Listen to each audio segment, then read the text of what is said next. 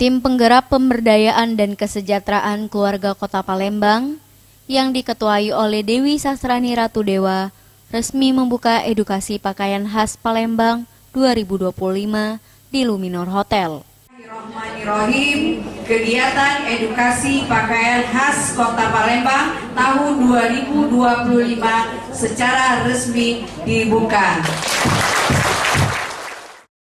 Kegiatan ini ditujukan untuk memperkuat tradisi dan membuka peluang pengembangan ekonomi bagi ibu-ibu kader TP/PKK di seluruh kecamatan. Ketua TP/PKK Kota Palembang Dewi Sastrani Ratu Dewa menyebutkan rangkaian dalam kegiatan tersebut. Kegiatan adalah penginformasian mengenai pakaian khas Kota Palembang dan juga bagaimana cara pembuatan pakaian khas Kota Palembang itu.